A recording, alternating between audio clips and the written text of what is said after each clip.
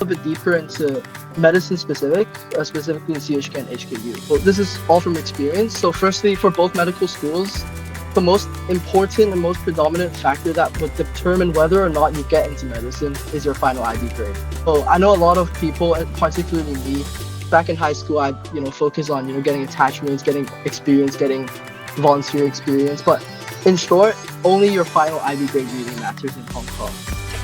Your CV is used as a tool, but it's not a predominant factor that determines whether or not you get in. So for example, professors will not read your CV and they won't say, oh, just because this person has done this shadowing experience or just because this person has done this volunteering experience, that's where I'm going to let them in.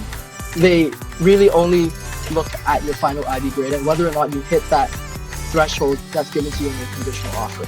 So why do I call the CV a tool? Because it's actually still very important.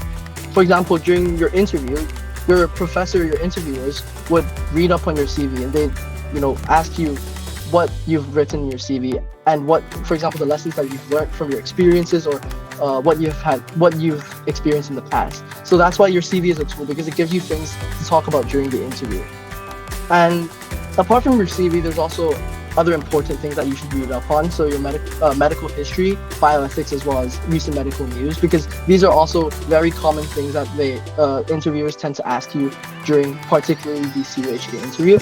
And also find a field of interest. So for example, back when I was year 13, I was particularly interested in ENT. So that's why I read up on it, read up on some recent medical news, as well as what professors in CUHK specialized in ENT, read up about their research. And this really helps during the interview when, the professors ask me, oh, is there a specific field of interest that you're in medicine that you're interested in? So I was able to come up with an answer based on what I've read up on. So this is also very important.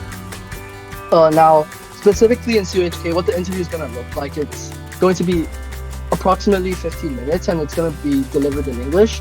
There's going to either be two professors or distinguished alumni or doctors that will be the interviewers. From experience, the CUHK interview is more like a conversation. So even though they ask you questions, they're going to be very relevant to your answer, and there's going to be a lot of follow-up questions, and it's going to be more like a dialogue. And the things that you talk about within the interview is going to be much more medicine related. And this is in contrast to in HKU. So all the questions that I received in HKU, they were all completely irrelevant to medicine. They gave me 2 questions, one in English and one in Cantonese, and each question they gave me 4 minutes to answer. And then in the group discussion, it was in English. They gave everyone 8 minutes to discuss on a particular topic.